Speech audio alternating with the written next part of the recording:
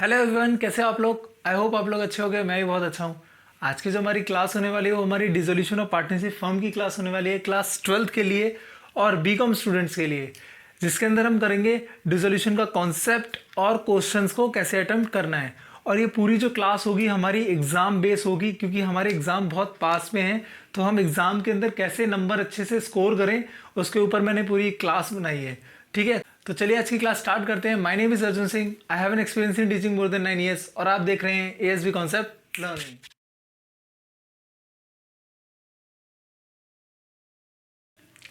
तो हमारे टॉपिक का नाम है डिसोल्यूशन ऑफ फर्म।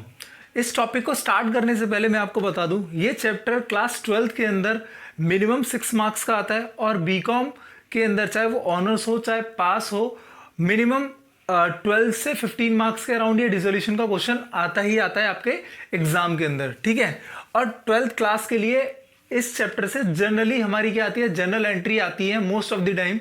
तो हम पहले इस पे बेसिकली फोकस करने वाले हैं कॉन्सेप्ट पे। देखो रिवीजन क्लास है, मैं कोशिश करूंगा आपको ज़्यादा से ज़्यादा क्या हो समझ आए और इस चैप्टर से क्या करो आप लिंक कर सको। तो देखो dissolution of firm, dissolution of firm, dissolution का मतलब क्या होता है। डिसोल्यूशन मतलब होता है कोई भी बिजनेस को बंद करना, शटर डाउन करना। किसी भी बिजनेस का मैंने क्या कर दिया, शटर डाउन कर दिया, मतलब बंद करना, उसे क्या बोलते हैं, डिसोल्यूशन।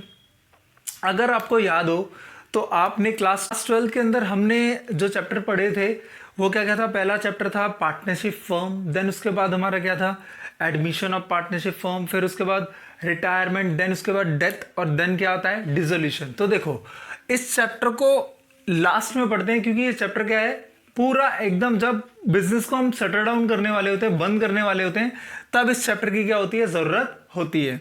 तो आप उसका एक एक करके कॉन्सेप्ट समझते हैं, और ये इसलिए इंपॉर्टेंट है क्योंकि आपको पता भी होना चाहिए। और 12th क्लास के अंदर इसमें क्या होते हैं, एमसीक्यू भी आते हैं, तो इसलिए चैप्टर का टॉपिक मैं थ्योरी में भी कवर करता हूँ। ठीक है, और अगर थ्योरी में भी ना कवर करूँ, वैसे भी आप लोगों को क्या होना चाहिए, कॉन्सेप्ट क्लियर होना चाहिए कि हम पढ़ क्या रहे हैं। ठीक है, देखो dissolution of firm, dissolution of firm का मतलब क्या होता है, means dissolution of partnership among all the partner in the firm comes to end. अगर मैं सिंपल वे में बोलूं, मैंने क्या बोला, बिजनेस का शटर डाउन करना, तो जितने भी पार्टनर होंगे उनका रिलेशनशिप क्या होगा, आपस में टूट जाएगा, बंद हो जाएगा, उसे क्या बोलेंगे, डिसोल्यूशन। अब बिजनेस जो फर्म का है वो क्या हो जाएगा, कम्स टू एन एंड, मतलब खत्म होने की कगार पे आ गया, बंद हो गया है। ठीक है, उसे क्या बोलते हैं, डिसोल्यूशन। अब अगला क्वेश्चन क्या आता है कि मेरा जो डिसोल्यूशन है ना वो किसकी वजह से होता है। तो इसलिए इसमें कई बार थ्योरी में भी पूछा गया ये मोड ऑफ डिसोल्यूशन, मतलब किस तरीके से डिसोल्यूशन हो सकता है, मतलब मेरा बिजनेस जो मेरी फर्म है ना वो कैसे बंद हो सकती है। सोचो, आप लोग सोचो।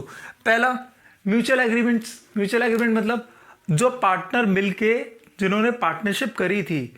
अब आपको पता है कि पार्टनरशिप कैसे होती है, जब दो या दो से ज़्यादा लोग आपस में मिलते हैं कोई बिजनेस को चलाने के लिए, जिसमें हम प्रॉफिट कमाएंगे, लॉस कमाएंगे, उन सब के लिए क्या होता है, पार्टनर मिलते हैं। तो देखो अब क्या हुआ, उनका साथ में नहीं बन रहा, वो साथ में नहीं कर पा रहे काम, तो क्या करेंगे भाई, अब हम साथ में नहीं कर सकते, हमें बिजनेस क्या करना पड़ेगा, बंद करना पड़ेगा। तो म्यूचुअल एग्रीमेंट, आपस में म्यूचुअल एग्रीमेंट कर लिया। कोर्ट का ऑर्डर आ गया, भाई आपने कुछ ऐसा काम कर दिया, जैसे एग्जांपल कि कुछ गलत काम कर दिया, कोर्ट ने बोला भाई बिजनेस बंद करो, तुम्हारा सही नहीं है। जैसे सपोज करो हमने पार्टनरशिप करी थी एक फ्लाईओवर बनाने के लिए, ठीक है, फ्लाईओवर इतना बेकार हुआ कि वो टूट गया, तो लास्ट में क्या हुआ, हमारा घोटाला पकड़ा गया, तो कोर्ट ने क्या करा, एक ऑर्डर दे दिया कि बंद कर दो उसे। जैसे एग्जांपल है मेरा, ठीक है। अब बाय नोटिस, चाहे ऑर्डर दे दिया, नोटिस दे दिया कि इतने टाइम पीरियड में आपका बिजनेस क्या हो जाना चाहिए, बंद होना चाहिए। देखो दोनों केस में क्या हो रहा है, पार्टनरशिप की जो पार्टनर्स की रिलेशनशिप है ना वो क्या हो रही है, बंद हो रही है, एंड हो रही है। और लास्ट कंपल्सरी डिसोल्यूशन, मतलब हम काफ़ी टाइम से बिजनेस चला रहे हैं, हम चलाए जा रहे हैं, पर हमारा प्रॉफिट ही नहीं हो रहा। तो एक टाइम आएगा ना, हम क्या करेंगे, लास्ट में क्या करेंगे, यार अब काम नहीं हो रहा, अब हमसे क्या नहीं हो रहा, प्रॉफिट जनरेट नहीं कर पा रहे, तो लास्ट में क्या करेंगे, बिजनेस को बंद कर देंगे। ये कुछ पॉइंट्स हैं, और भी पॉइंट्स क्या कर सकते हो, आप सोच सकते हो कि मोड ऑफ डिसोल्यूशन के अंदर क्या क्या आएगा। ठीक है, अब देखो सबसे पहली चीज़ क्या हुई, डिसोल्यूशन का मतलब क्या हुआ, जब पार्टनरशिप खत्म होने की कगार पे आ जाए, शटर डाउन करना आ गया, तो उसे क्या बोलते हैं, डिसोल्यूशन। अब डिसोल्यूशन के मोड किस तरीके से कर सकते हैं, म्यूचुअल एग्रीमेंट, आपस में भाई बोल दिया कि हम बिजनेस ही चलाने वाले, खत्म करना है। कोर्ट का ऑर्डर आ गया, नोटिस आ गया, या कंपलसरी डिसोल्यूशन हो गया, अब मेरा मोड ऑफ डिसोल्यूशन हो गया। अब ये थोड़ी होगा कि भाई मैंने कल डिसाइड किया मेरे को प्रॉफिट नहीं हो रहा, मैंने बिजनेस डाउन करना है, बंद कर देना है। भाई लोगों से पैसा भी तो लिया होगा।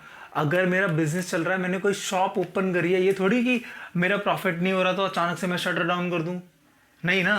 तो अगर मेरे कोई भी लॉसेस होंगे या फिर किसी से पैसा उधार लिया होगा, पहले उसको पे करना है। ये नहीं कि भाई जितना प्रॉफिट हुआ उठाया, अपने घर में जेब में रखा और ले गए, पॉकेट में रखा और ले गए। नहीं भाई, ऐसा नहीं होगा। क्या होगा, आपको क्या करना है, बिजनेस बंद करना है, ठीक है बंद कर लो, लेकिन आपने जिससे पैसा लिया होगा उसको पैसा लौटा दो। मतलब अगर लॉस हुआ है तो या तो कंटिन्यूस लॉस हो रहा है, हम नहीं चला पा रहे, तो लॉस को सबसे पहले पे करो। अब लॉस को पे करो, या फिर किसी से पैसे ले रखे हैं, पेमेंट टू आउटसाइडर, बाहर वाले से पैसे ले रखे हैं तो उसको पैसे दो, क्रेडिटर को पैसे दो, फिर लोन्स दो, जितने भी लोन दे रखे हैं उसको पैसे चुकाओ। उसके बाद जो आपके पास बचता है उसको घर लेके जाओ, आपस में बांट लो। मतलब एंड में पैसा बचा तो लेके जाओ, वरना पहले क्या करो, आपने जिसका पैसा लिया उसको क्या करो, वापस कर दो। आई होप आपको डिसोल्यूशन का कॉन्सेप्ट समझ आया होगा। देखो मैं काफ़ी फास्ट करा रहा हूँ क्योंकि मेरा रिवीजन पॉइंट ऑफ व्यू से हम इस चैप्टर को हम क्या कर रहे हैं, आगे लेके जा रहे हैं, क्योंकि हमारे पेपर में इससे क्वेश्चन बन सकता है थ्योरी से, तो इसलिए मैंने इसको ले लिया है। ठीक है, अब हम इसका क्या करते हैं, आगे देखते हैं कि इसके अंदर क्या क्या अकाउंट बनते हैं। ठीक है, और जनरल एंट्रीज। ठीक है, ओके। आगे जाने से पहले जिसने अगर ये चीज़ नोट करनी है वो वीडियो को पॉज करके नोट कर ले, क्योंकि ये शॉर्ट नोट्स आपको रिवीजन करने में क्या करेंगे, हेल्प करेंगे। और अभी जो मेरे चैनल पे अभी नया है तो प्लीज़ चैनल को लाइक करें, शेयर करें और सब्सक्राइब करें और सपोर्ट करें। अब हमारा डिसोल्यूशन के अंदर, ट्रीटमेंट के अंदर 3 चीज़ें मेन बनती हैं जो जनरली हम बनाते हैं। पहले का नाम क्या है, रियलाइजेशन अकाउंट, दूसरे का नाम है पार्टनर्स कैपिटल अकाउंट, और तीसरा क्या है, कैश अकाउंट। देखो आप सबने करा होगा एडमिशन, रिटायरमेंट और डेट। हमने उसके अंदर क्या क्या बनाया था, हम रिवैल्यूएशन बनाते थे, एसेट को रिवैल्यूएट करते थे, फिर पार्टनर्स कैपिटल अकाउंट बनाते थे, फिर क्या बनाते थे, बैलेंस शीट। लेकिन रियलाइजेशन के अंदर, मतलब डिसोल्यूशन के अंदर ऐसा नहीं होता। हम सबसे पहले क्या बनाते हैं, रियलाइजेशन अकाउंट। रियलाइजेशन क्या बनाते हैं, रियलाइजेशन, फिर क्या बनाते हैं, पार्टनर्स कैपिटल, एंड देन क्या बनाते हैं हम, कैश अकाउंट। ये क्या क्या होता है और इसके अंदर क्या क्या चीज़ें आती हैं वो हम देखते हैं। देखो सबसे पहले मेन जो अकाउंट है ना इसका, वो क्या है, रियलाइजेशन। मतलब क्या बोला, सबसे मेन, जिसने ये सॉल्व कर लिया ना। पार्टनर्स कैपिटल अकाउंट तो बिल्कुल लगभग वैसा ही है जैसा पार्टनरशिप मतलब करते हुए एडमिशन में पढ़ा था, हमने रिटायरमेंट में करा था और लगभग डेथ में करा था। तो मतलब लगभग वैसा ही है, थोड़ा सा चेंजेस हैं। बाकी कैश अकाउंट वो बहुत ईजी है।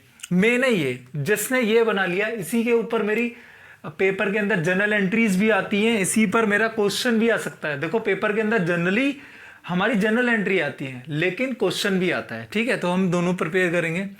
तो देखो रियलाइजेशन, सबसे पहले पढ़ा हमने रियलाइजेशन। रियलाइजेशन क्या होता है, रियलाइजेशन का मतलब होता है it is prepared at the time of dissolution of firm. मतलब रियलाइजेशन अकाउंट के अंदर क्या करते हैं, ये तभी बनेगा जब फर्म की क्या होगी, क्लोजिंग होगी, जब उसका शटर डाउन होगा यानी बंद होगी, तभी होगा। ठीक है, dissolution of firm to show profit और लॉस। क्या शो करने के लिए, प्रॉफिट हुआ या फिर लॉस हुआ। मतलब मैंने कल बिजनेस बंद किया तो मेरे को बिजनेस बंद करने के बाद मेरा प्रॉफिट हो रहा है या फिर लॉस हो रहा है, ये किससे पता चलता है, रियलाइजेशन अकाउंट। इसमें क्या क्या चीज़ आती है, ऑन रियलाइजेशन ऑफ एसेट, मतलब एसेट को बेच दो, एसेट को क्या कर दो, सेल कर दो, जो उससे पैसा आए उससे क्या कर दो, लायबिलिटी पे कर दो। देखो एसेट से बेच दो, जो पैसा है लायबिलिटी पे कर दो। अगर बच गया तो प्रॉफिट, अगर नहीं बचा तो लॉस हो गया। समझ आया, मतलब बराबर बराबर हो गया तो कुछ भी नहीं हुआ। ठीक है, तो देखो ये चीज़ समझ आई।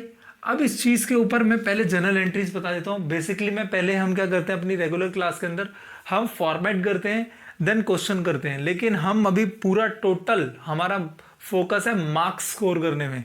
तो हम इसलिए हम सबसे पहले जनरल एंट्रीज के ऊपर जा रहे हैं, क्योंकि जनरल एंट्रीज 70 से 80% पेपर के अंदर जनरल एंट्रीज आती है क्लास 12 के लिए, और बीकॉम के लिए दोनों आ सकता है, वो डिपेंड करता है। ठीक है, देखो रियलाइजेशन अकाउंट हम बनाएंगे, realisation account to sundry asset. अच्छा, जिसको लेजर प्रिपेयर करने में दिक्कत आती है कि कौन सी चीज़ कहाँ मतलब डेबिट जाएगी, क्रेडिट जाएगी, कहाँ टू साइड जाएगी, बाय साइड जाएगी, मैंने एक वीडियो बना रखी है लेजर के ऊपर, आप उसको चेक कर सकते हो, आपको वहाँ से क्लैरिटी मिल जाएगी कि हम लेजर में क्या क्या करते हैं। तो देखो हम जनरली, मैं इसको रब कर देता हूँ आपका, कि ये एंट्री समझाने में मेरे को और ज़्यादा क्या होगी, हेल्प होने वाली है। ठीक है, मैंने ये रब कर दिया, ये भी रब कर देता हूँ। अब ध्यान देना, हमारा टी शेप में क्या बनता है, रियलाइजेशन अकाउंट। ज़रा ध्यान देना, तो पूरा ध्यान यहाँ रखना, आपको समझ आएगा कि जनरल एंट्रीज इस चैप्टर से जो आती है वो बहुत ज़्यादा ईजी है और आपके एग्जाम के अंदर मार्क्स हो जाएंगे, पक्के हो जाएंगे। तो रियलाइजेशन अकाउंट हमारा कैसे बनता है, टी शेप में बनता है, वही डेबिट, और यहाँ पे क्या होगा, क्रेडिट। पार्टिकुलर्स वो सब नहीं लिख रहा हूँ क्योंकि मेरे को मेन टॉपिक समझाना है। तो देखो हमारे पास बैलेंस शीट भी गिवन होगी क्वेश्चन के अंदर। क्या गिवन होती है, बैलेंस शीट, अगर हम रिलेशन अकाउंट बना रहे हैं, जनरल एंट्रीज के लिए नहीं होती। ठीक है, आपको कुछ नहीं करना, जितनी भी बैलेंस शीट के अंदर एसेट होंगे ना, क्या बोला, जितने भी बैलेंस शीट के अंदर क्या होंगे, एसेट होंगे, उसे सारा यहाँ डाल दो, सबको। क्या बोला, सबको, टू सन्ड्री एसेट, एक्सेप्ट क्या क्या नहीं आएगा, कैश नहीं आएगा, except cash and bank balance. मतलब इन दोनों को छोड़ दो, बाकी सब जो भी एसेट साइड है ना बैलेंस शीट के अंदर, वो यहां पुट कर दो।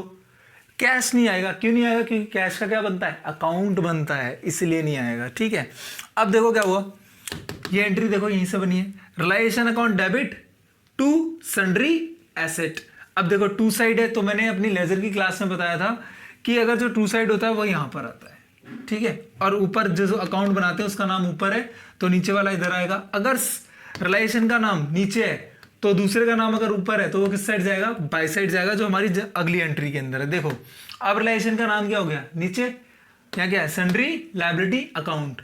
ठीक है, तो ये कहाँ जाएगा, बाय सन्ड्री लायबिलिटी। मतलब अब किसकी बात कर रहे हैं, लायबिलिटीज की बात कर रहे हैं। किसकी बात करने वाले हैं हम, लायबिलिटीज की बात कर रहे हैं। बैलेंस शीट के अंदर जितनी भी लायबिलिटीज दे रखी है ना, क्या बोला, जितनी भी लायबिलिटीज दे रखी हैं आपको यहां उतार देनी है, एक्सेप्ट, अगेन दोबारा है, किस किस को छोड़ के, देखो यहां लिखा हुआ है मैंने, एक्सेप्ट पार्टनर्स का लोन नहीं आएगा। किसका लोन नहीं आएगा, पार्टनर्स का लोन नहीं आएगा, ना ही कैपिटल आएगी आपकी, ना ही आपका कोई भी अनडिस्ट्रीब्यूटेड प्रॉफिट आएगा। अब मैं उसको सिंपल वे में बोल दूं, ना ही जनरल रिजर्व आएगा, कोई भी रिजर्व वगैरह प्रॉफिट जो मेरे पास पड़ा है, फ्री रिजर्व हो गया, ये सब नहीं आने वाले। ठीक है, मतलब सारी लायबिलिटी कौन कौन आएगी, क्रेडिटर्स। ठीक है, ये सब क्रेडिटर हो गया। मतलब अगर पार्टनर का लोन नहीं आएगा, लेकिन पार्टनर की वाइफ का लोन आ सकता है। अगर वाइफ पार्टनरशिप में है तो उनका हस्बैंड का लोन आ सकता है। ठीक है, तो ये ज़रा ध्यान रखना। ठीक है, ये चीज़ें हैं, दो एंट्री हैं, ये जनरल एंट्री बाय चांस आती हैं। इसके बाद वाली जनरल एंट्रीज हमारे एग्जाम में ज़्यादा पूछी जाती हैं। ठीक है, तो ये देख लो, यहाँ से समझ आया अकाउंट में कैसे आपको पोस्ट करना है। ठीक है, अब बाकी की जनरल एंट्री देखते हैं हम। ठीक है, देखो अब हम आगे की एंट्री करते हैं जो हमारे एग्जाम के अंदर आती है। देखो मैं इन एंट्रीज को आपको क्वेश्चन के साथ साथ रटा भी सकता था, लेकिन नहीं, मैं आपको इसको पहले बता रहा हूँ, देन हमें, ताकि हमें क्वेश्चंस को क्या करें, सॉल्व करने में हमारी क्या हो, हेल्प हो। ठीक है, अब देखो थर्ड सबसे पहले चीज देखो, मैंने क्या बोला, रियलाइजेशन अकाउंट के अंदर क्या करते हैं, एसेट को बेचते हैं और लायबिलिटी को पे ऑफ करते हैं। तो देखो भाई नॉर्मल सी बात है, अगर मैं एसेट को सेल करूंगा तो मेरे पास पैसा आएगा। अब पैसा जो आएगा क्या लिखेंगे, कैश अकाउंट डेबिट। हमने अपनी जनरल एंट्रीज की सीरीज के अंदर पढ़ा था कि हम एंट्रीज कैसे बनाते हैं, जब भी एसेट आता है, मतलब मैं देखो एक तरफ से एसेट जा रहा है तो उस एसेट को हम किसके अंदर डाल रहे हैं, रियलाइजेशन अकाउंट के अंदर डाल रहे हैं। तो देखो क्या हुआ, कैश या बैंक, या तो कैश मिलने वाला है या तो क्या मिलने वाला है, बैंक के थ्रू, यानी चेक के थ्रू पैसे मिलने वाला है। अब पैसा आ रहा है तो क्या हो गया, कैश या बैंक अकाउंट डेबिट टू क्या डाल दिया, रियलाइजेशन अकाउंट। ठीक है, वैसे ही अब देखो जरूरी थोड़ी है कि मैं बेचूं, कोई पार्टनर बोले भाई मैं इस एसेट को लेके जा रहा हूं, सपोज किसी पार्टनर को पसंद आ गया कि यार ये टेबल तो मैं घर पे लेके जाऊंगा, क्या लेके जाऊंगा, ये तो टेबल मैं घर पे लेके जाऊंगा, लेके जा, मेरे को क्या फर्क पड़ रहा है, बस क्या कर, उसके क्या पे कर दे, पैसे पे कर दे।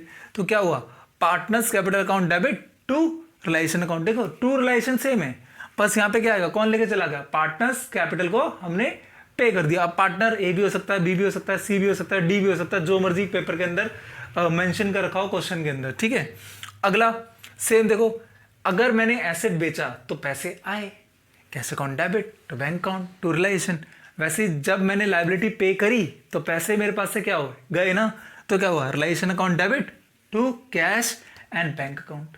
ठीक है, अब 3 एंट्री हो गई हमारी। चौथी एंट्री देखो जो बहुत ज़्यादा इंपॉर्टेंट है, इसकी एंट्री तो आपके एग्जाम के अंदर आती ही आती है, तो मतलब ये वाली तो याद रखना यार। नॉर्मल सी बात है, अगर मैं कंपनी बंद कर रहा हूँ या पार्टनरशिप बंद कर रहा हूँ, कंपनी का नाम ले लिया, पार्टनरशिप बंद कर रहा हूँ, तो बंद करने में खर्चा तो होता है ना, क्या हुआ, एक्सपेंस तो होता है। तो वो एक्सपेंस भी क्या करना पड़ता है, मेरे को बियर करना पड़ता है, पे करना पड़ता है। तो देखो क्या हुआ, relation account debit to cash and bank account, क्या लिखा, रिलेशन एक्सपेंस पेड। क्या होगा, रिलेशन एक्सपेंस क्या हुआ है, पेड हुआ है। कैश गया है तो नीचे टू रिलेशन, लाइबिलिटी पे करी है टू कैश, टू ऊपर क्या है, रिलेशन। कैश मिला है, कैश अकाउंट डेबिट, मतलब एसिड बेचा है, टू रिलेशन। कोई पार्टनर लेके गया तो partner capital account debit to relation. ठीक है, अगर मैं यहीं से आपको ये एंट्री बना दूं कि मेरा देखो लेके चला गया, अब वैसी लाइबिलिटी भी तो क्या करेगा, कोई पार्टनर लेके जा सकता है, तो जो पार्टनर लेके जाएगा सिर्फ कैश के नाम के आगे क्या लिख देना आपको, टू पार्टनर्स कैपिटल अकाउंट, और यहां पर पेमेंट ऑफ लाइबिलिटी की जगह करेंगे लाइबिलिटी टेकन ओवर, क्या बोलेंगे, liability taken over by partner. ठीक है, ओके। आपको ये जनरल एंट्रीज उतारनी है नोट में, आपके पेपर के अंदर इसी में से आएगा, तो ध्यान दें यहाँ पर सारा। बाकी हम अगली क्लास में क्या करेंगे, कल ही अपलोड हो जाएगी क्लास, मतलब दूसरी वाली हमारी क्वेश्चन वाली बैक टू बैक अपलोड कर दूंगा मैं। उसके अंदर हम क्या करेंगे, प्रैक्टिकल जनरल एंट्री का एक क्वेश्चन करेंगे, 1 या 2 क्वेश्चन करेंगे आपके पास्ट ईयर्स में जो आ रखा होगा। ठीक है, आज बस इतनी क्लास कर रहे हैं। हमने क्या पढ़ा आज की क्लास में, इंट्रोडक्शन पढ़ा है हमने आज की क्लास के अंदर, हमने थोड़ा सा थ्योरी को खींचा है ताकि हमारे एग्जाम में एमसीक्यू हम अटेम्प्ट कर सकें। देन हमने 3 चीज़ें पढ़ी हैं कि हमारे क्या क्या प्रिपेयर करते हो जनरल एंट्री। ठीक है, आई होप आपको क्लास मेरी अच्छी लगी होगी। अगर अच्छी लगी तो प्लीज़ लाइक करें, शेयर करें और सब्सक्राइब करें और कमेंट करें। Thank you for watching the channel, bye.